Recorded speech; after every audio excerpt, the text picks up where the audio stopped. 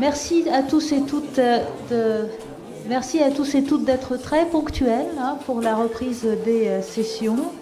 Et là, j'ai le plaisir d'introduire cette table ronde qui sera modérée par le doyen Roger Gilles, avec la participation de Madame Geneviève Demour sur le thème défis posés par les maladies neuroévolutives.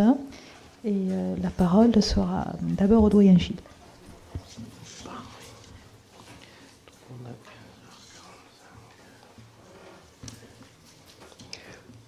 Bien, écoutez, choisir des défis éthiques, c'est toujours arbitraire. Et c'est surtout une vision qui demande sans doute à être critiquée. Donc j'en ai listé quelques-uns que je vais essayer de vous faire partager. Alors, le premier défi éthique, c'est le poids épidémiologique du vieillissement. Oui, le poids épidémiologique du vieillissement est croissant, nous le savons, et comme la durée de vie s'allonge obligatoirement l'incidence des maladies neurodégénératives. Ce n'est donc pas la vieillesse qui est une maladie, mais la vieillesse est un facteur de risque des maladies et notamment un facteur de risque de la maladie d'Alzheimer. Alors, évidemment, ce poids épidémiologique entraîne des débats sociaux dont on voit actuellement, en parcourant la presse, en écoutant les informations, que l'on évoque avec force le coût social du vieillissement en général et le coût social de la maladie d'Alzheimer. Il ne vous a pas non plus échappé, même si la presse en a peu parlé, qu'il y a quelques semaines, l'examen du plan grand âge par le gouvernement a de nouveau été reporté. Et il a été reporté parce que, évidemment, on veut chiffrer le coût du vieillissement et le coût de la maladie d'Alzheimer. Et c'est d'abord cette vision qu'il faut contester en affirmant avec force que le vieillissement ne coûte pas, mais il rapporte à la société. En effet, si vous allez sur un moteur de recherche et que vous tapez Silver Economy sur ce moteur de recherche, vous allez voir les dizaines et dizaines de milliards que la Silver Economy aujourd'hui rapporte à la société française, à tel point aussi que beaucoup de gouvernements précédents ont tout fait pour stimuler cette Silver Economy. Cette Silver Economy, c'est toute cette industrie grise, entre guillemets, du continent gris, disait Madame Lapierre, une sociologue du CNRS. C'est toute cette économie qui est aujourd'hui en croissance considérable. Cette Silver Economy, je ne vais pas la décrire, c'est la construction des EHPAD, mais c'est aussi toutes les activités artisanales, industrielles, qui sont orientées vers le vieillissement. Ça va de l'informatique à l'aménagement des salles de bain, à l'aménagement des locaux. On pourrait multiplier les exemples.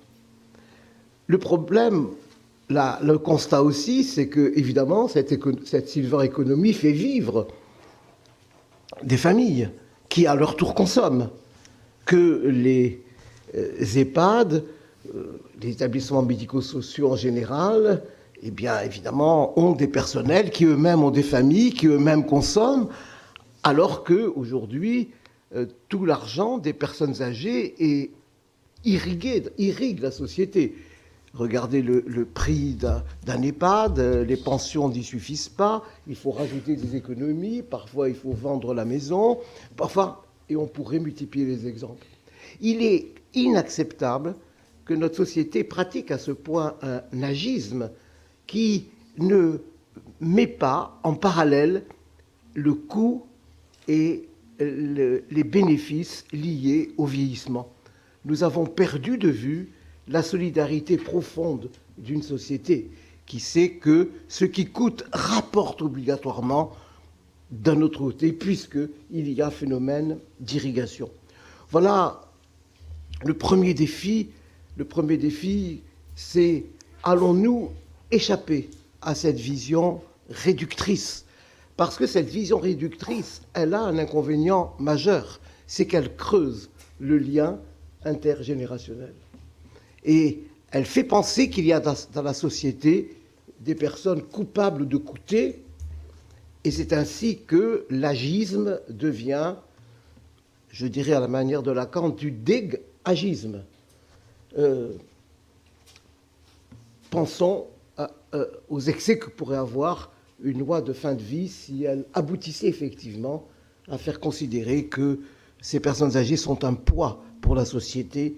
Méfions-nous de l'agisme et du dégagisme. La Belgique vient de publier ses statistiques des euthanasies 2025 et nous constatons que 70% des personnes ayant demandé l'euthanasie sont des personnes de plus de 70 ans et 45% de plus de 80 ans. Puisque ça ne représente pas la majorité de la population, il y a manifestement un risque pour ces personnes sur lesquelles il faut s'interroger. Premier point. Deuxième défi, je l'appellerai le défi diagnostique. Le défi diagnostique, c'est que, à force de parler de maladie d'Alzheimer, on croit qu'il n'y a qu'elle. Or, la maladie d'Alzheimer, c'est une maladie neuroévolutive sur deux. Et que les autres maladies neuroévolutives sont complètement laissées pour compte. Déjà, l'accompagnement de la maladie d'Alzheimer nécessiterait des formations plus nombreuses que celles qui sont actuellement, à l'image de ce que j'ai essayé d'esquisser ce matin et qui pourrait faire des formations entières sur tous les aspects de la vie du malade, mais un malade sur deux ne répond pas à ce schéma. Je pense en particulier aux dégénérescences frontales. On voit quand nous avons été sollicités dans la cellule de soutien éthique par certains EHPAD, le désarroi que constituent les troubles du comportement des dégénérescences frontotemporales. Que faisons-nous de toutes ces autres maladies? Parce qu'effectivement, il faut se méfier que la neuropsychologie ne devienne pas une démentologie. C'est-à-dire qu'on veuille finalement faire des diagnostics avec 3 tests, sans pénétrer dans le vécu des malades, sans pénétrer dans un vrai examen qui repose sur un interrogatoire avec des questions et des réponses. Alors, les tests servent, bien entendu, mais les tests doivent être accompagnés d'un examen sur le modèle, d'ailleurs avec lequel Alzheimer avait examiné, comme je dis ce matin, Madame Auguste Deter. On pose, on répond, on dit, on parle, on essaie de comprendre. Et c'est cela seulement qui, je crois, ressuscitera ou revigorera la grande crise que nous connaissons aujourd'hui, qui est, me semble-t-il, la crise du diagnostic de la maladie d'Alzheimer. Il y a beaucoup, beaucoup trop d'erreurs. On peut penser qu'une fois sur 2, le diagnostic n'est pas bon. Voilà. Et on a réduit aussi le diagnostic à la biologie en grande partie. C'est-à-dire qu'on fait une ponction lombaire, demain on nous promet des prises de sang. Aucune contestation possible, à condition qu'on considère les résultats, non pas comme une réponse, mais comme une question posée aux cliniciens.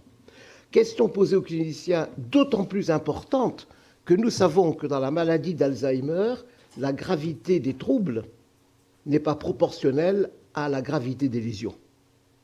On peut avoir, je faisais allusion à l'étude des nonnes, les sœurs de l'Immaculée, les sœurs de la congrégation de Notre-Dame, aux États-Unis, avec lesquelles notre collègue Snowdon, professeur de neurologie, avait fait un contrat sur une vingtaine d'années, au terme desquels les religieuses, c'était des religieuses enseignantes, acceptaient des tests réguliers et ensuite accepter que leur cerveau soit examiné. Comme l'avait dit la mère supérieure générale, qui ne pouvait pas s'appeler autrement que Mère Marie, ça ne m'empêchera pas d'aller au ciel, de ne plus avoir de cerveau. Voilà. Et cette étude a permis des conclusions absolument stupéfiantes, dont voici quelques-unes très brèves. Les religieuses ont une incidence d'Alzheimer moins importante que la population générale, parce qu'elles vivent en société, parce que les interactions sociales sont stimulées, parce qu'elles discutent, peut-être parce qu'elles se crêpent le chignon aussi, mais enfin parce qu'elles vivent d'interactions et qu'elles ne sont pas reléguées dans des endroits solitaires, dans nos campagnes, où tout est déserté, quoi. Donc ça, c'est un premier point. Le deuxième point aussi, c'est que Snowden a pu constater que des personnes, des religieuses, ont pu avoir, et elle citait en particulier l'une d'entre elles qui était plus que centenaire, qui avait des performances cognitives normales et qui avait un cerveau atteint de lésions très graves d'Alzheimer, alors que d'autres, avec des lésions moindres, avaient des Alzheimer gravissimes. Et ça, il faut quand même le dire et le répéter très fort. Il n'y a pas de corrélation. Alors, nous avons essayé, bien sûr, d'inventer ou de trouver des réponses à cette question. La réponse aujourd'hui, scientifique, mais probable seulement, c'est le concept de réserve cérébrale et de réserve cognitive. C'est-à-dire, évidemment, plus on est riche, moins ça se voit si nous perdons.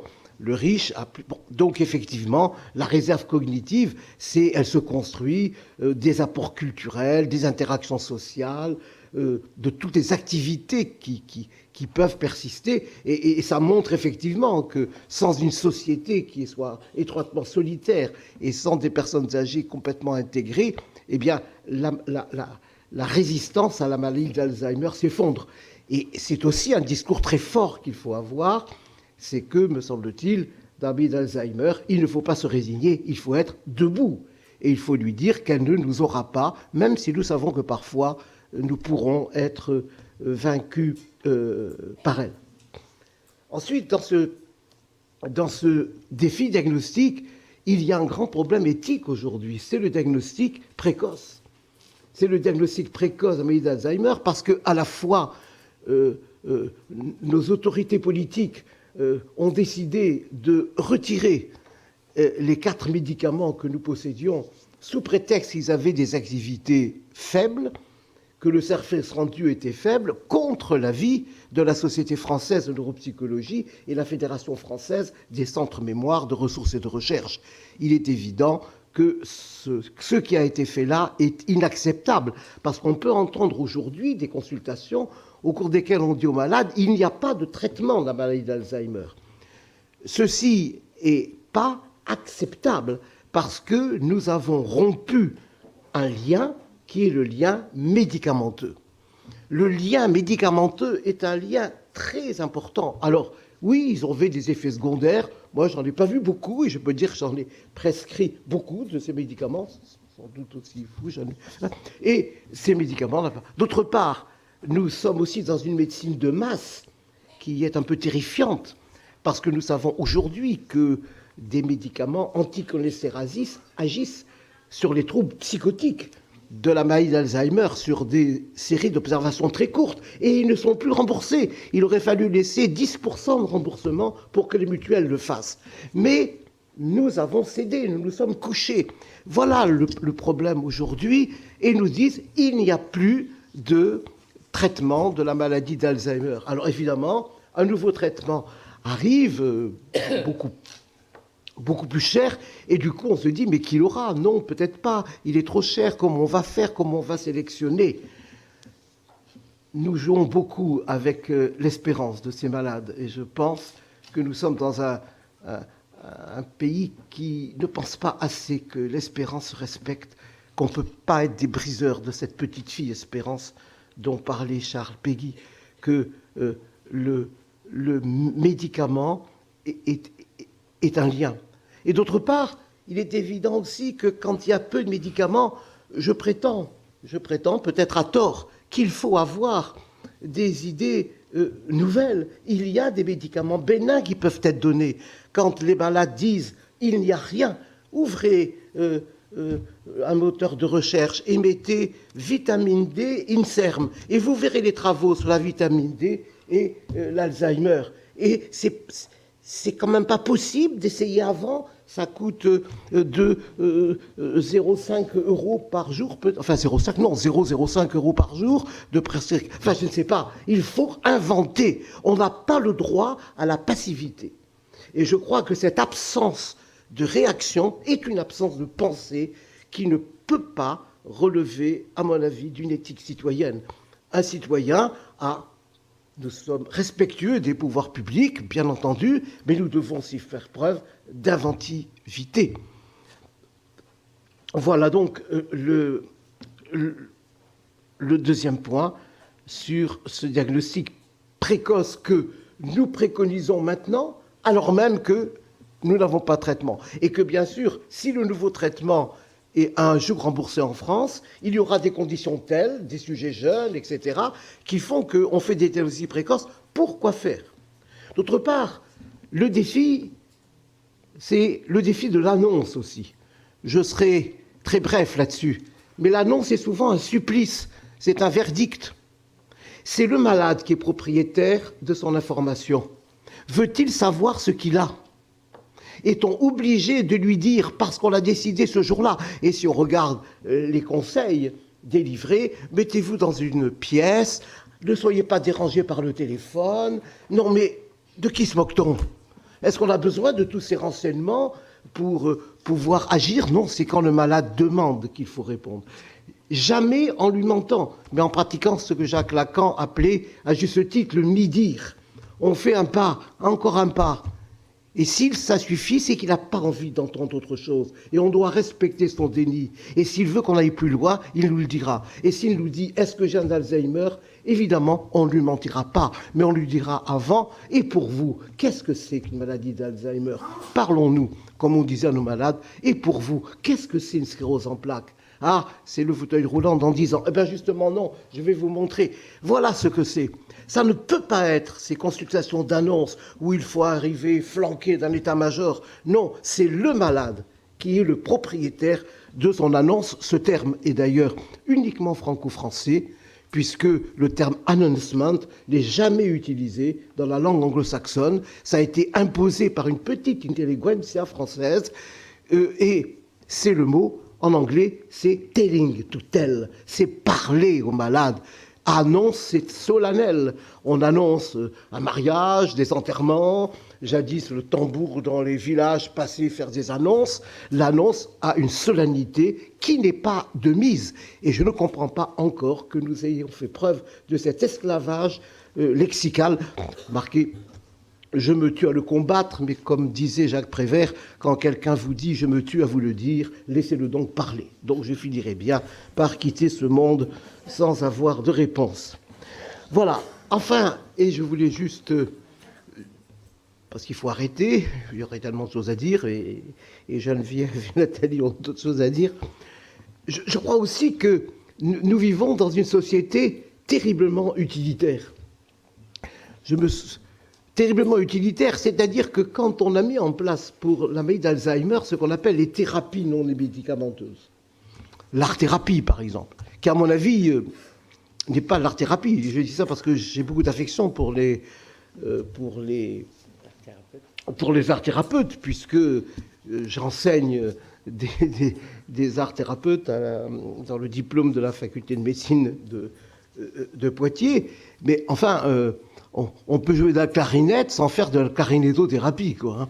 On peut monter à cheval sans faire de l'équithérapie, quoi. Bon, voilà. Et alors, parce que ce mot de thérapie a entraîné des déviations terribles sur la logique de la pensée, parce qu'on a voulu voir si ça améliorait le MMS, vous pensez? Alors, évidemment, est-ce que ça améliore le MMS? Enfin, cet outil rudimentaire, quoi. Enfin, bon, méfions-nous, quoi. Enfin, bon, bon, si on a 23 au MMS, il paraît qu'on n'est pas sûr d'être dément. Enfin, 24, c'est sûr qu'on... ça veut rien.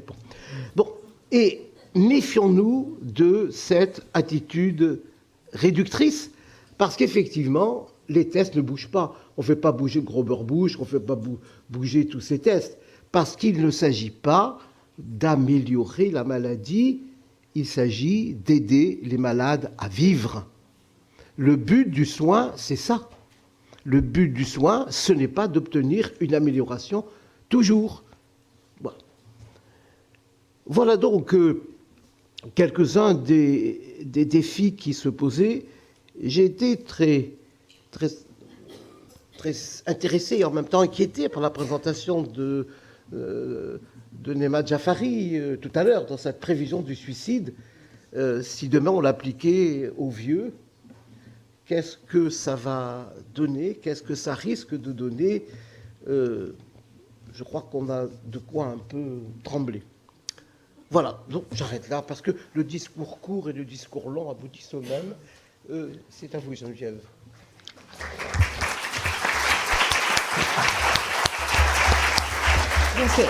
Donc nous avons le plaisir d'accueillir avec nous, et merci d'avoir fait le déplacement depuis Bordeaux, Madame Geneviève Demour, vice-présidente de l'Union nationale France-Alzheimer. Voilà, j'étais hier à Bordeaux pour l'ERENA sur un thème qui était entre les nouveaux traitements entre espoir et déception. Voilà, avec un économiste de la santé. Vous auriez beaucoup aimé, Monsieur Gilles. Voilà. Merci beaucoup, en tout cas, de m'accueillir ici. Je reviens un peu sur mes terres, sur là où j'ai commencé mes études de médecine et où j'ai eu l'immense bonheur de rencontrer Monsieur Gilles, qui a été mon patron de thèse il y a de très, très nombreuses années. Voilà, donc ça me touche beaucoup. Je suis toujours très émue quand je reviens à Poitiers. Voilà. Alors, je n'habite pas à Bordeaux, Dieu m'en préserve. J'habite en Dordogne, voilà, parce que je suis tombée amoureuse d'un jeune interne qui était à Poitiers, qui était mon maître de conférence pour préparer l'internat. J'ai été collée à l'internat et je me suis mariée avec le conférencier, donc finalement c'est un grand bonheur. Je suis toujours mariée avec le même conférencier d'internat.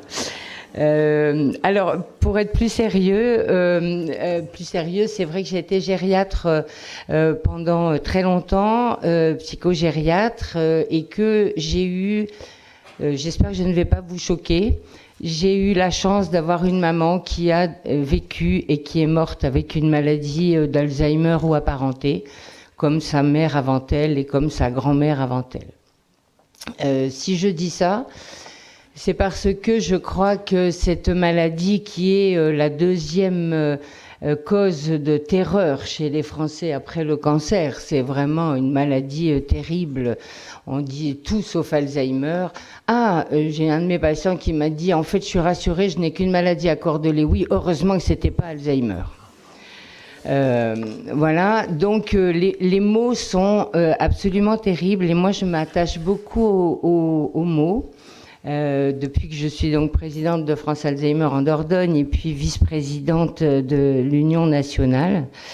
Et j'essaye de réfléchir sur la manière, d'une part, dont on présente les personnes qui vivent avec la maladie et dont on présente ces fameux aidants qui portent le fardeau de leurs malades et que je me plais à appeler plutôt des aimants, parce que la personne qui vit avec la maladie a besoin de ceux qui la soignent et de ceux qui l'aiment, et que ce n'est pas forcément les mêmes.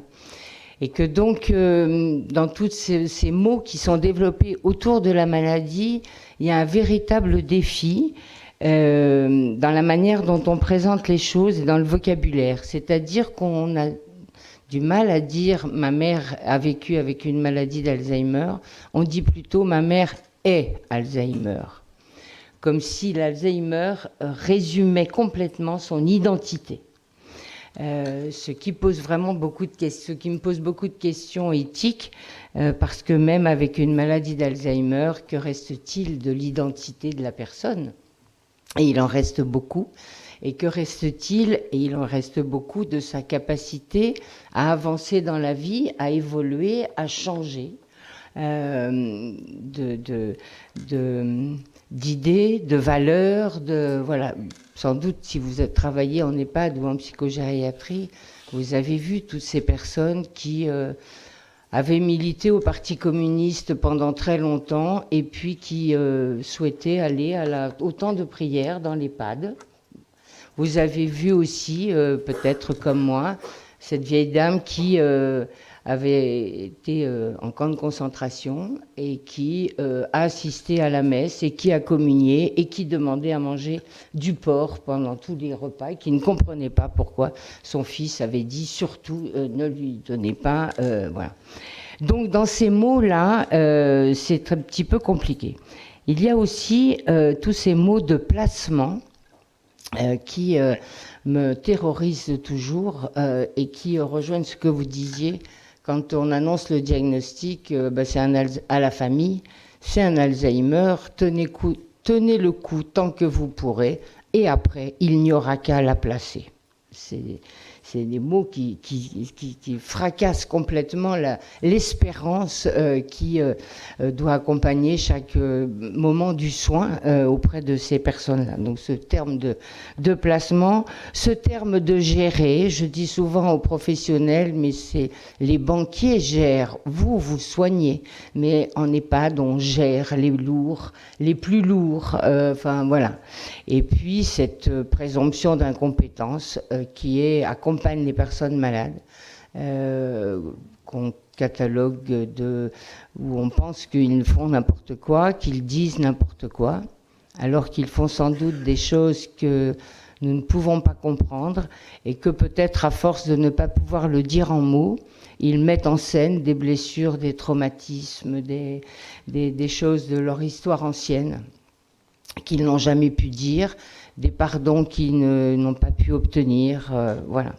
Donc il y a tout ce défi-là autour des mots qui les entourent, et je finis par les aidants. Je suis effarée de tout ce qui est... Bien sûr, il faut soutenir les proches des personnes malades, mais développer un certain nombre de choses, de dispositifs au détriment des personnes qui vivent avec la maladie, ça me pose question.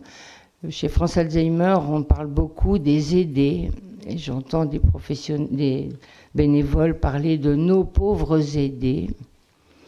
Ça me pose quelques questions. Le couple aidant aidé, enfin voilà, tous ces mots-là qui entourent la perception et l'accompagnement de ces malades. Et puis par rapport aux familles, alors moi je vous disais que j'ai eu la chance d'avoir dans ma vie, outre beaucoup d'autres choses compliquées et difficiles, une maman qui avait du mal à me reconnaître comme sa fille pour des tas de raisons. Et avait du mal à imaginer que je pouvais faire une spécialité en gériatrie parce que ça sert à rien, tu ne vas pas guérir les gens, au moins ton frère, lui qui est généraliste, il est guéri. Lorsqu'elle pendant tous les moments d'accompagnement où elle me reconnaissait ou ne me reconnaissait pas, où j'avais l'impression qu'elle me disait « Bonjour madame, est-ce que vous avez des nouvelles de Geneviève ?» Je me suis dit que c'est parce que je pouvais toujours la reconnaître comme ma mère qu'un jour peut-être elle allait me reconnaître comme sa fille. Et mon souhait a été exaucé puisque 2 jours avant sa mort, je suis allée la voir à la maison de retraite où elle était, à l'EHPAD, et l'aide-soignante, elle ne parlait plus.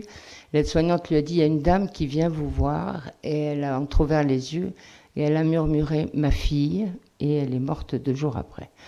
Donc elle m'a fait ce cadeau-là de me reconnaître enfin comme sa fille à cause de cette maladie, car jamais je pense qu'elle n'aurait pu, pour des tas de raisons dont j'ai pas envie de parler ici, jamais elle n'aurait pu me faire ce cadeau-là.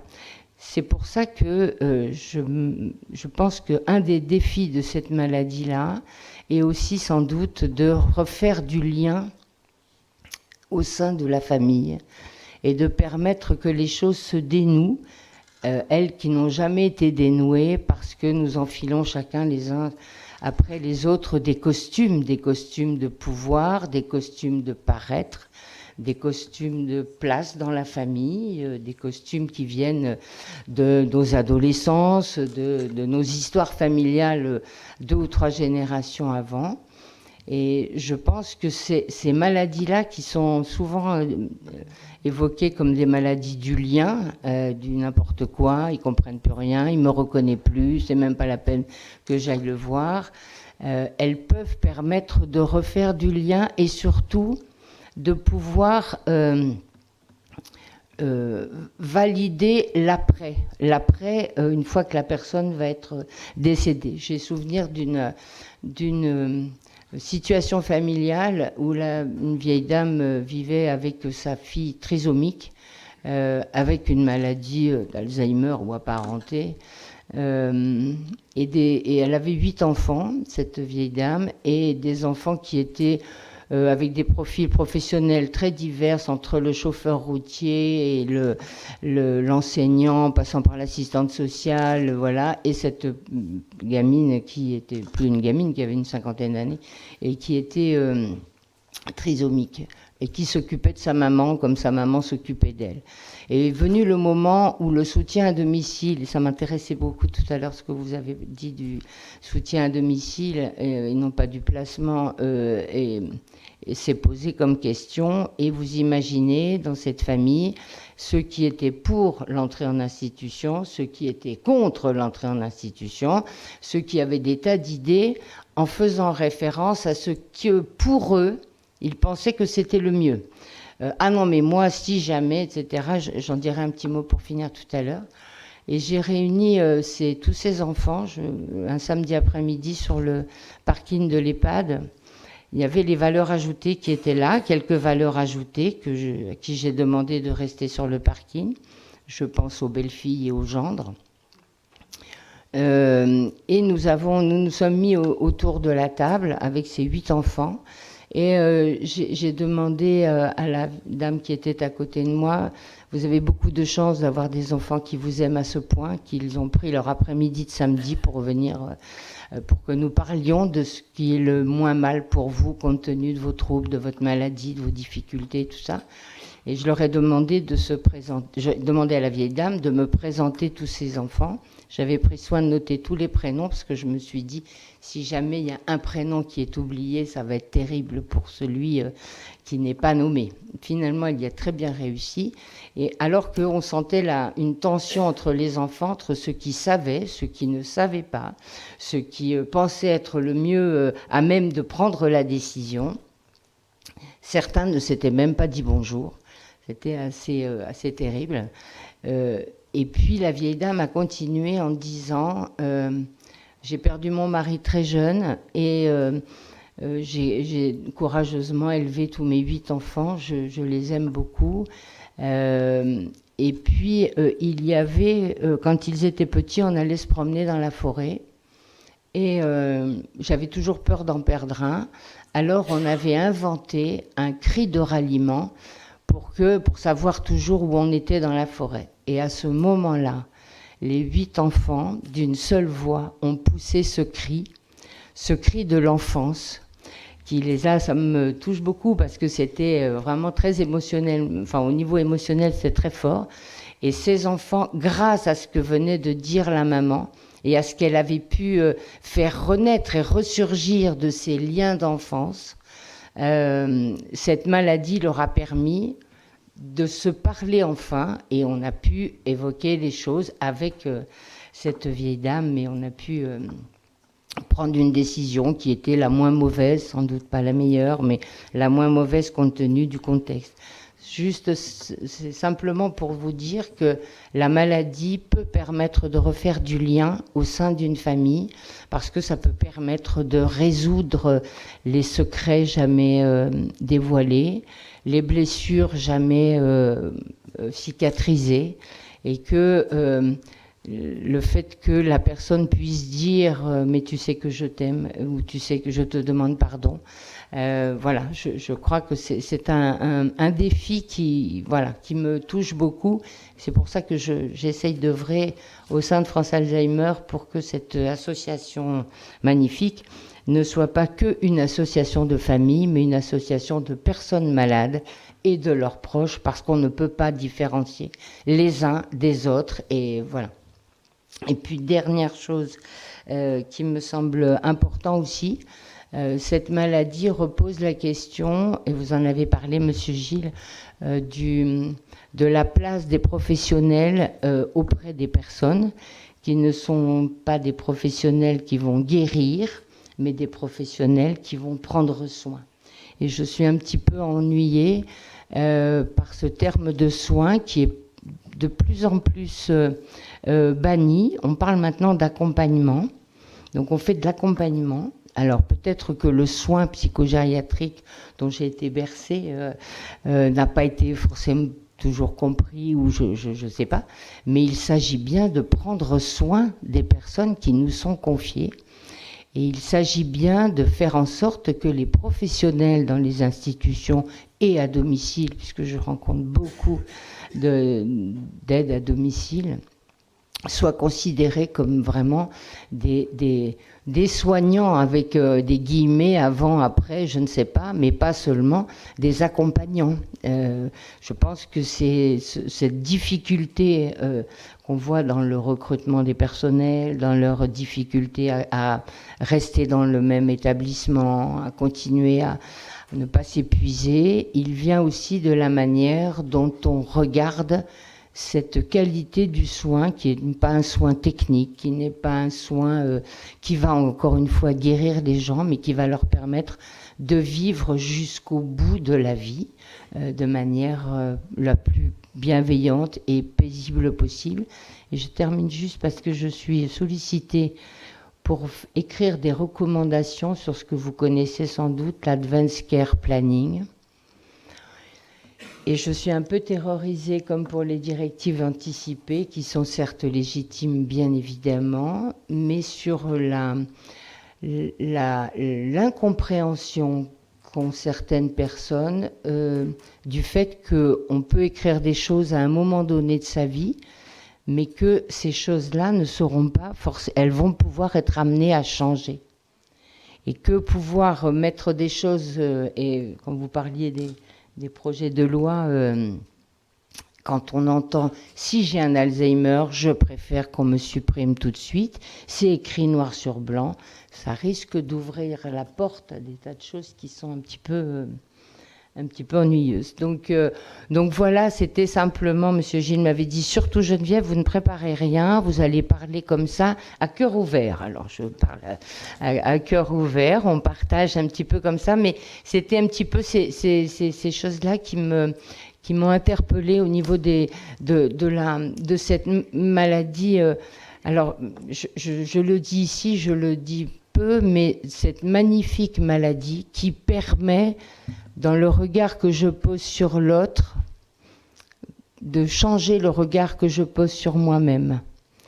C'est-à-dire comment est-ce que j'ai pu, encore une fois, enlever tous les costumes du pouvoir et du paraître pour aller à la rencontre de l'autre en toute humilité, parce que lui me donne à voir cette humilité, puisqu'il n'est plus celui qu'il était, il est sans doute un autre, il est sans doute pas tout à fait le même, mais pas tout à fait un autre aussi. Et donc c'est vraiment là-dedans que la question se pose. Je suis qui est mon prochain, mais surtout de qui je suis le prochain. Voilà.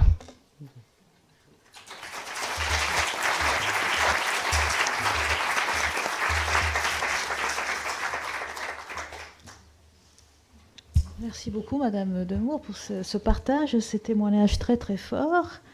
Alors, comme conséquence, moi j'ai dû complètement modifier mon intervention, puisque parce que Monsieur Gilles a vraiment le chic pour nous déstabiliser. non, mais c'est très bien. Voilà. C'est Monsieur Gilles qui drive. Donc, eh bien, moi j'ai dû modifier mon intervention pour reprendre le mot que vous avez dit, celui de pouvoir, quitter le pouvoir et le paraître. Et là. Et les étudiants du DU, vous allez me reconnaître, je ne peux pas ne pas évoquer la différence entre pouvoir et puissance. Voilà. La puissance, c'est puissance d'être. Je cite Spinoza. La puissance d'être en mode absolu, c'est Dieu, entre guillemets, selon Spinoza. En tout cas, sa conception de Dieu l'a fait excommunier et renvoyer de l'autre côté de l'Amstel. C'est Dieu comme totalité du monde, de la nature, etc. La puissance d'être en mode absolu. La puissance d'être à laquelle nous participons tous, toutes, tout comme tout ce qui existe dans la nature.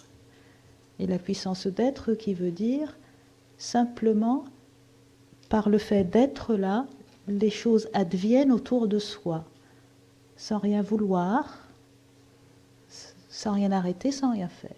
Par opposition au pouvoir, qui est ce pouvoir un peu sordide, misérable, des gens les uns sur les autres, le truc inintéressant au possible. Bon. Alors comment ça se conjugue les deux ? Eh bien, si vous êtes confronté à une situation de pouvoir, vous allez perdre une partie de votre puissance d'être pour justement vous adapter, vous ajuster, repousser ce qui va vous faire perdre une part de votre puissance d'être. Ce qui me fait venir à la deuxième idée, c'est que l'être, c'est toujours mieux que le non-être, n'est-ce pas ? Et notre rôle en tant que soignant, médecin, infirmier, cadre, toutes les personnes que vous êtes dans vos différents rôles dans la société, c'est d'augmenter la capacité à être des personnes autour de vous, et dans le cas particulier, des personnes qui ont une maladie neuroévolutive. C'est comme ça qu'elles se sentent bien. C'est à ces moments-là où, hop, il y a une capacité d'être qui est augmentée. Il n'y a pas besoin d'intelligence artificielle pour ça. L'être, c'est toujours mieux que le non-être. Okay. C'est pas moi qui l'ai dit, ça c'est Jean Kelevitch. Okay. Après, comment on fait quand on a une personne avec une maladie neuroévolutive et là, la raison pour laquelle j'ai dû modifier mon intervention pour vous suivre, voilà, c'est que vous avez beaucoup parlé des mots et du poids des mots. Quelqu'un qui a une visite à l'hôpital parle à un autre patient lui disant « Vous avez le cerveau un peu abîmé, monsieur. » Abîmé, je l'ai entendu. Abîmé, voilà. Oui, non, abîmé. Bon, très bien. Ensuite, la chose-là qui consiste à vouloir forcer le diagnostic et être sûr que le patient l'a entendu avec les mots qu'elle est censée porter. Bon, par exemple, je sais pas, quelqu'un qui a fait un petit accident ischémique transitoire, où l'IRM a révélé, comme dans 30% des cas, une petite lésion ischémique aiguë, qu'on requalifie en AVC mineur, lui asséner le malade que c'est un AVC d'une voix forte et qui le tonne, ça quand même, ça explique les 7% de syndrome de stress post-traumatique que nous avons dans les hôpitaux en cas d'urgence médicale. Donc, le poids des mots, et puis comme le disait le doyen Gilles, il faut s'adapter au patient. Il n'a peut-être pas envie de vous entendre tonner ce mot à ce moment-là, précisément. C'est de vouloir programmer les visites d'annonce à quelque chose d'inhumain. C'est terrible. Vraiment. De dire à l'infirmière non, j'ai prévu de lui en parler samedi matin. Mais le gros samedi matin. Pareil. Il y a quelque chose d'un. Et puis. Cela nous fait nous dire quand même qu'il faut, et c'est la moindre des choses, je dirais, en particulier quand on est soignant, on a encore plus d'obligations de ce côté-là par rapport à ceux qui ne le sont pas, mais on a tous le devoir de s'ajuster à chaque patient, chaque patiente en particulier, à chaque être qui nous entoure. Et ça, c'est Aristote, comme les maçons de l'île de Lesbos, comme la règle de plomb des maçons de l'île de Lesbos qui permet de s'adapter aux aspérités de la roche. C'est comme ça qu'on est bon. C'est comme ça qu'on s'adapte à une situation particulière, singulière, à un être que nous avons en face.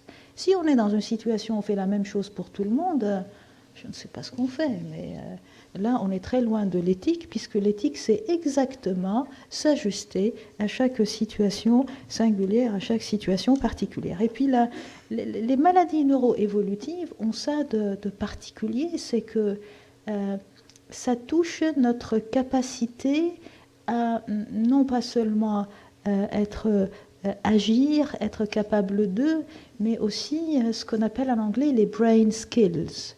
Il y a la question du brain health et son corrélat, la question de mental health, qui peut être une conséquence de l'altération du fonctionnement cérébral, brain health.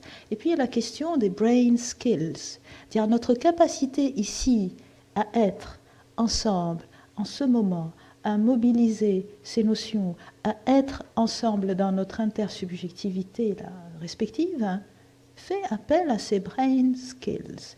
Et ce qui se passe avec les maladies neuroévolutives, c'est qu'il y a un changement de tout cela, qu'il y a une modification de tout cela. Nous avons le devoir d'être auprès de qui en souffrent pour augmenter leur capacité d'être, c'est la moindre des choses, mais nous avons aussi le rôle de préserver ce capital cérébral, et nous n'en faisons pas assez. Moi, je voudrais finir avec ça. Nous n'en faisons pas assez. Les maladies neuroévolutives sont pour une partie d'entre elles évitables. Le doyen Gilles a évoqué l'étude des nonnes qui ont donné leur cerveau à la science. Il y avait leur réserve cognitive, et puis quand on a fait l'autopsie, qu'est-ce qu'il y avait aussi? Vous allez deviner, je suis neurologue vasculaire. Il y avait des infarctus cérébraux profonds, des lacunes silencieuses, et celles qui en avaient, à charge amyloïde égale, oubliez, et celles qui n'en avaient pas, à charge amyloïde égale, n'oubliez pas. Or, ces infarctus cérébraux profonds sont évitables. 9 facteurs de risque sur 10 sont évitables, et nous n'en faisons pas assez. Les maladies neurologiques, neuroévolutives, touchent en majorité des femmes. Une personne sur 4 dans sa vie, en l'état actuel de la prévention, qui n'est pas optimal, fera un AVC. Si on prend toutes les maladies neurologiques ensemble, les femmes constituent la grande majorité des personnes qui sont touchées. C'est des femmes et elles sont âgées. Est-ce que c'est en lien avec le faible investissement en termes de PIB qui y est consacré? Je ne fais pas le lien, mais je constate. Bon, il y a quelques jours, c'était mercredi dernier, j'étais au Parlement européen, c'était la première fois, avec la neurologie européenne, la European Academy of Neurology, accueillie par des députés de l'Union européenne, la présidente Metsola, vice-présidente Verheven, et puis une députée autrichienne qui, elle, avait pris l'initiative de ça, Angelika Wertzig. Et le mot d'ordre derrière ça, que nous ne pouvons pas continuer avec la politique actuelle de sous-investissement pour la préservation du capital cérébral des citoyens et citoyennes européens au moment où la population est en train de vieillir, et puis le fait aussi que nous en avons besoin dans un monde qui est en démantèlement pour avoir une Europe résiliente et qui puisse continuer de penser le monde tel que nous le faisons. Voilà, je voulais finir avec cette note d'optimisme, d'Europe résiliente. Merci.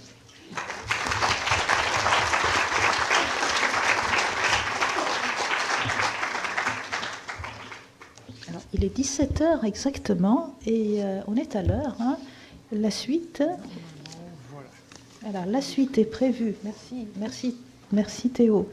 Alors, nous avons l'immense plaisir d'accueillir Monsieur Alain Claes, membre du Comité consultatif national d'éthique, qui ne pouvait se joindre à nous pour une contrainte majeure et qui a prévu de nous parler de ce que l'on attend des états généraux de la bioéthique pour les décisions politiques futures. Merci beaucoup, Monsieur Claes, pour vous être libéré pour être avec nous.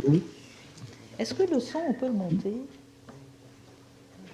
Ça va, là, vous entendez? Ça va? C'est mieux, on va augmenter le volume encore. Oui. Très bien. Dites quelque chose. 3, 2... Ah, ça va bien. Oui, un peu plus. C'est assez fort? Oui, très bien, merci. Bonsoir à toutes et à tous, Madame la directrice, cher Roger Gilles, chère Geneviève, et merci aux participants et aux étudiants qui, je suppose, Madame la directrice, sont là aussi. Si j'ai pas pu me joindre à vous, car il y avait deux événements aujourd'hui, un événement qui était lié au Comité consultatif national d'éthique. On avait une séance plénière qui était importante car on discutait d'un avis que nous allons rendre prochainement sur les greffes et les xénogreffes. Et d'autre part, ce matin, j'ai assisté à l'hommage national par le président de la République après le décès de Lionel Jospin.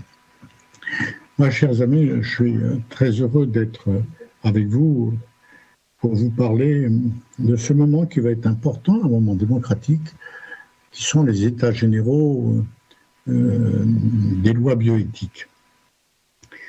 Vous savez qu'en France, nous avons été un des premiers pays à disposer de lois bioéthiques. Et il y a 40 ans, le président d'époque, François Mitterrand, a créé le Comité consultatif national d'éthique. Nous étions en Europe le premier pays d'avoir ce type de comité. Quelle était la question posée à l'origine de ce comité? C'était par rapport aux évolutions scientifiques, technologiques, qu'est-ce qui pouvait être considéré comme un progrès pour nos concitoyens. C'est-à-dire, le Comité consultatif national d'éthique n'a pas à s'immiscer dans la recherche, n'a pas à s'immiscer dans le droit, qui est un élément important et je reviendrai, mais à s'interroger sur cette notion d'éthique. Et à ce titre, le législateur a, à plusieurs reprises, étudié, revu, revisité des lois qu'on appelle les lois bioéthiques. Alors peut-être une précision pour que les uns et les autres soient totalement au clair. Ces lois abordent essentiellement ce qu'on appelle le biomédical. Un autre champ devrait s'ouvrir dans les années qui viennent et qui nous permettra de revenir à l'origine de la bioéthique, c'est le rapport de l'homme avec son environnement. Et je pense que c'est un sujet sur lequel nous allons travailler, et je sais que l'espace éthique régional, Madame la directrice, vous y êtes déjà intéressée récemment à travers un café éthique que vous aviez organisé avec succès à la mairie de Poitiers. Et pour revenir aux lois telles qu'elles sont aujourd'hui, qui concernent le biomédical, nous connaissons l'origine de ces lois. Pourquoi, au-delà du droit, pourquoi, au-delà de la déontologie, le politique a décidé de faire des lois bioéthiques? Ça tient à des drames et à des enseignements que l'histoire nous a apportés. Et je pense en particulier au procès de Nuremberg. C'est-à-dire, les médecins, les scientifiques ont fait sur l'homme des expérimentations dans les camps de concentration, des expérimentations terribles et qui ont été condamnées à travers ce procès. Mais il y avait, au-delà de ce qui s'est passé dans les camps, d'autres expérimentations qui se déroulaient. Et donc ces lois bioéthiques se sont construites autour de cela. Et les différents sujets qui ont été abordés et qui sont aujourd'hui au cœur des lois bioéthiques, il y a tout d'abord la procréation médicalement assistée, Il y a ce sujet concernant la recherche sur l'embryon, le don d'organes et des nouveaux sujets qui vont nous occuper beaucoup dans les prochains mois, l'intelligence artificielle, la place de l'intelligence artificielle dans la médecine, dans les soins. Un dossier qui revient très fortement, les tests génétiques. Et puis, au-delà de tout cela, va être abordé l'Académie de médecine. On a fait une réflexion déjà, et on aura le CCNE avec l'Académie de médecine, un colloque dans les semaines qui viennent, sur ce qu'on appelle le juste soin. Je pense que c'est un sujet aussi qui sera un sujet prégnant pour les années qui viennent. Alors, l'organisation de ce débat bioéthique, il se fait en 2 temps. Le premier temps, c'est des états généraux de la bioéthique. Et vous êtes aujourd'hui, à travers votre réunion, un élément de ces états généraux, c'est-à-dire chaque espace éthique régional organise sur un thème choisi simplement par les responsables régionaux, un thème dans le cadre de ces révisions de loi bioéthique. Ensuite, il y a toute une série d'auditions que nous réalisons au niveau du Comité consultatif national d'éthique sur l'ensemble de ces sujets. Et je peux vous dire, pour essayer d'y participer au maximum, un grand nombre de sujets apparaissent importants, de façon très importante. Et il y a aussi des colloques qui ont été organisés. Le premier qui a eu lieu la semaine dernière à l'hôpital Necker, sur le thème, disons, à l'Institut Imagine, sur le thème, justement, des tests génétiques. D'autres colloques auront lieu avec l'Académie de médecine, avec l'Académie des sciences, dans les semaines qui viennent. L'objectif est de pouvoir rassembler toutes ces participations pour, j'allais dire, faire donner sens à ces états généraux. Il n'est pas question pour le CCNE d'arbitrer sur les questions qui ont été, qui sont et qui seront abordées à travers ces colloques et à travers le travail des espaces éthiques régionaux. Il y a aussi une chose très importante que j'avais expérimentée lors du débat sur la fin de vie, c'est les conventions citoyennes. Je crois beaucoup à l'avenir aux conventions citoyennes. Cette année, dans la révision des lois bioéthiques, 2 thèmes ont été retenus, les tests génétiques et le juste soin. J'ai pu assister en tant qu'observateur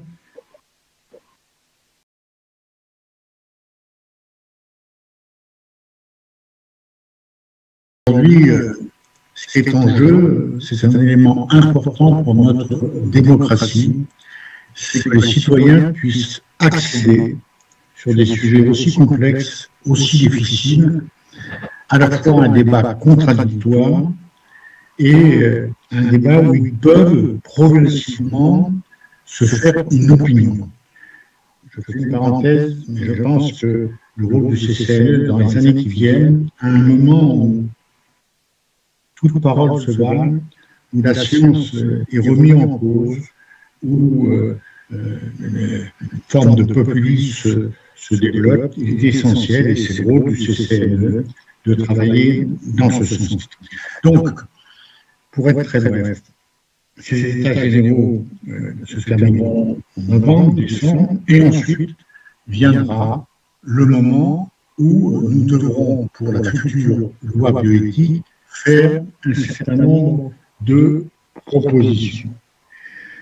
je vais vous donner quelques exemples sur les sujets sur lesquels nous allons travailler. Concernant les tests génétiques, les tests génétiques posent un sujet considérable. Parce qu'il y a deux notions qui peuvent paraître contradictoires. D'un côté, la prévention, et de l'autre côté, une forme de médecine prédictive qui peut créer l'angoisse, qui peut créer des interrogations pour des familles, pour des personnes. Un sujet qui n'a pas été tranché lors de la dernière loi bioéthique, c'est les tests génétiques préconceptionnels. Voilà un sujet qui avait fait l'objet déjà d'une position du CCNE qui était assez favorable, encadrée, mais qui avait été refusée par le gouvernement de l'époque. C'était Agnès Buzyn, en 2021, qui était ministre de la Santé et qui considérait qu'il pouvait y avoir, à travers ce sujet, un risque d'eugénisme. Sujet sur lequel donc, nous allons revenir. Il y a ensuite sur la procréation médicalement assistée des sujets qu'on va revoir et qu'on va à la fois revisiter et approfondir. Il y a en particulier ce qu'on appelle la ROPA, des couples de femmes, les oocytes et la mère d'intention, la mère porteuse, qui posera aussi le sujet qui avait fait l'objet d'un débat sur la GPA, mais qui reviendra sûrement dans les débats. Ensuite, sur le don d'organes, il y a à essayer de bien comprendre aujourd'hui pourquoi notre pays, sur ce sujet précis, a un certain nombre de retards. Il n'est pas notre intention actuellement, dans les premières délibérations que nous avons eues, de revenir sur le registre du refus. Je pense que c'est un registre utile. Mais il y a véritablement à revisiter cette notion de consentement, et ça rejoint le débat que Roger introduisait tout à l'heure, le dialogue, l'enseignement difficile entre l'équipe médicale et la famille. C'est des sujets qui sont vraiment, il faut que ce temps puisse être reconnu et pris en compte. Qui, entre parenthèses, soulève un sujet qui peut paraître lointain, mais qui est très proche. Comment faire évoluer la T2A pour que le temps humain puisse être pris en compte de façon plus importante qu'il ne l'est aujourd'hui. Sur la fin de vie, ce sujet n'est pas pris en compte dans les lois bioéthiques. Fait l'objet, depuis 1999, de lois particulières. En 1999, il y a eu les soins palliatifs, en 2002, la loi Kouchner, permettant à des personnes souhaiter voir l'arrêt de leur traitement, pouvoir le faire suite à une collégialité de médecins, et cette notion de collégialité est essentielle. 2005, j'y insiste, c'est l'obstination déraisonnable, et je pense que cette loi va redevenir une actualité. Où on va peut-être aborder ce sujet, qui est qu'un aspect, mais ce sujet, sur cette notion de juste soin. Comme vous sachiez, sur l'obstination déraisonnable, il ne se passe pas un mois dans les hôpitaux, et sûrement peut-être au CHU, où il y a des recours au tribunal administratif de famille.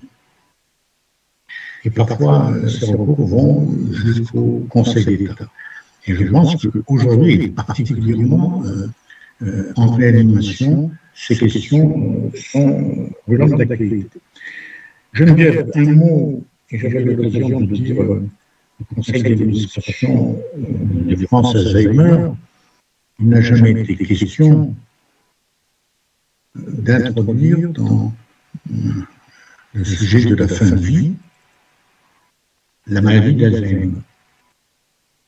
Je le redis, l'avis du CCNE l'avait exclu très régulièrement, et les ministres, les 3 ministres qui sont au travail sur ce sujet, excluent aussi cette notion, à travers une décision simple, c'est que les directives anticipées concernant l'aide à mourir ne sont pas prises en compte.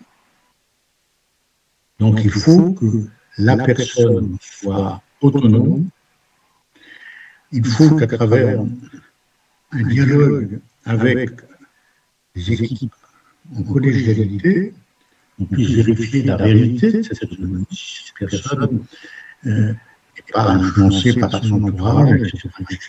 C'est juste qu'il a encore du temps humain pour pouvoir mourir. Mais même s'il y a débat au sein de l'association française Alzheimer, ce qui est normal, les élans, les personnels, la loi telle qu'elle est, je suis convaincu qu'elle ne déviera pas sur ce sujet, mais de doter ce type de pathologie. Donc, juste un mot là sur cette loi, elle revient au Sénat la semaine prochaine, et elle devrait revenir définitivement à l'Assemblée nationale, peut-être d'ici la fin juin.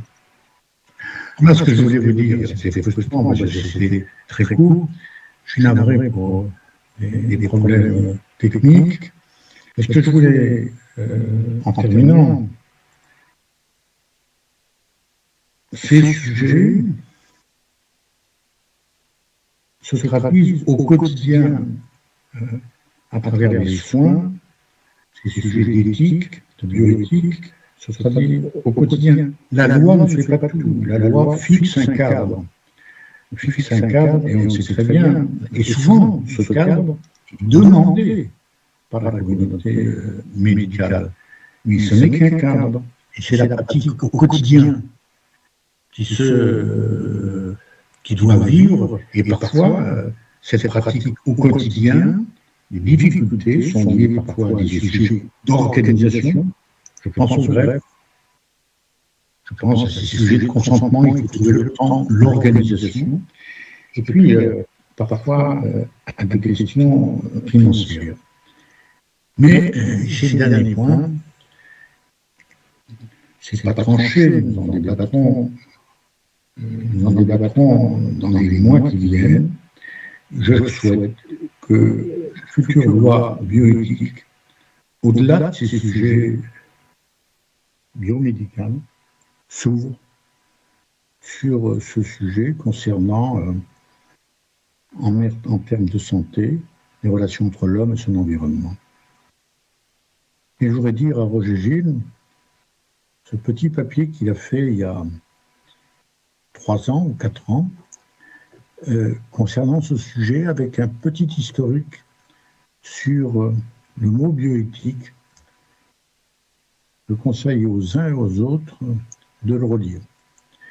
Et pour moi, c'est un fil conducteur, et j'espère qu'on va pouvoir avancer sur ce sujet, car je crois qu'on ne peut pas rester uniquement sur des constats. Il faut qu'il y ait un acte fort au niveau de la loi pour poser ce sujet. Donc il faut, en termes de droit, trouver les bonnes réponses, mais je crois que les lois bioéthiques, c'est pas uniquement pour nous, c'est essentiellement tourné vers les générations futures. Je pense qu'aujourd'hui, notre boussole, ce sont les générations futures. Les décisions qu'on va prendre en termes de tests génétiques, les évolutions qui pourraient être entreprises au niveau de la PMA, qui est maintenant des questions sociétales et éthiques, concernent très directement les générations futures. Donc, moi, je pense que c'est dans cette direction qu'il faut aujourd'hui avancer. Je voudrais remercier, permettez que je le fasse ici, sur la maladie d'Alzheimer, comment concrètement, localement, la coopération se fait entre une association et deux services essentiels de notre CHU, la gériatrie et la neurologie. Roger Gilles n'y est pas pour rien. Cela a été continué et je voudrais dire aux plus jeunes des participants que dans ce cadre-là, le CHU n'en reste pas au diagnostic, n'en reste pas aux recherches. On a versé hier une somme pour une certaine recherche sur ces sujets au CHU, mais aide l'association, est présente à l'association. C'est si vrai que Roger Gilles est toujours président d'honneur de l'association départementale française. Madame la directrice, je voudrais vous remercier pour le travail que vous faites. Ce sont des sujets très très difficiles. Les initiatives que vous prenez sont utiles. Parfois, il faut convaincre. Il faut convaincre, parce que ce ne sont pas des sujets pour certains qui sont prioritaires. Et je considère que ces sujets vont devenir prioritaires. Quand je pense au colloque qu'il y a eu à Imagine sur les tests génétiques, mais c'est un océan qui est devant nous de réflexion ou d'interrogation. Et un test préconceptionnel, on peut imaginer toutes les interrogations, toutes les angoisses, tous les risques de dérives possibles que cela pose. Donc ça nécessite véritablement qu'on y réfléchisse, et j'allais dire d'une main tremblante. Je vous remercie pour cette réunion, toutes mes excuses, et on aura l'occasion d'en reparler très rapidement. Merci à vous. Donc j'aurais retenu quelque chose, il faut couper le micro, si j'ai bien compris, un micro pour que l'autre micro fonctionne bien. Mais je vous entends plus maintenant. Voilà. Merci pour avoir été avec nous, Monsieur Claes. Comment on met le micro? Oui, très bien. Merci. À bientôt à Poitiers. Au revoir et à bientôt. Et c'est le moment ici pour nous, l'ERENA, de vous remercier d'abord les participants, de remercier les intervenants qui êtes venus de loin pour être avec nous. Merci beaucoup. Et je vous remercie au nom du comité exécutif de l'ERENA, dont sont représentés ici le docteur Pougé Abadi, il y avait Madame Edwige Barbier. Alors, les états généraux de bioéthique continuent dans la région. Et avant de laisser la parole à Camille pour vous présenter les futurs prochains événements prévus, je voulais tout particulièrement la remercier à elle, Camille Perrin-Maigrelis, qui nous a rejoint il n'y a pas longtemps. Voilà. Bravo. Je remercier Théo Artis, que certains d'entre vous connaissent, qui est super pro. Voilà. Et de remercier Gilles à la régie, en haut, ainsi que Monsieur Perrault et son équipe qui nous accueillent ici. Camille, c'est à vous pour présenter les événements. Oui, merci beaucoup à tous les vaillants qui sont encore là, et vaillantes surtout. Les prochains événements, nous avons la semaine prochaine un événement à Niort, à l'hôpital de Niort, sera situé dans le cloître, autour de la question art et cerveau. Voilà, venez nombreux. Il y aura également des associations de patients et de soignants qui vont présenter les ateliers qu'ils organisent dans les différents services de l'hôpital. Donc ça s'inscrira dans le champ neurosciences, encore une fois. Plus conférence débat, donc le 1er avril de 17 à 19h à l'hôpital de Niort. Ensuite, pour les étudiants et étudiantes qui restent dans la salle, nous allons organiser le 22 avril de 18h15 à 20h un événement autour de santé environnementale et santé humaine. Donc c'est à destination d'abord des étudiants de médecine, soit infirmiers, aides-soignants, kinés, tout ça, mais aussi ouvert à tous les autres étudiants de toutes les autres facultés de Poitiers. Donc vraiment, n'hésitez pas à venir. Ce sera à la faculté de médecine le 22 avril de 18h15 à 20h. Prévenez vos amis, mettez sur tous vos groupes de classe, soyez nombreux. Et enfin, pour conclure les états généraux de bioéthique 2026, nous organisons un dernier événement le 23 avril à La Rochelle, à la Croix-Rouge de La Rochelle, autour de la question de l'intelligence artificielle, des nouvelles technologies, des neurotechnologies, qui s'inscrira donc dans plusieurs cases, plusieurs thèmes de ces états généraux.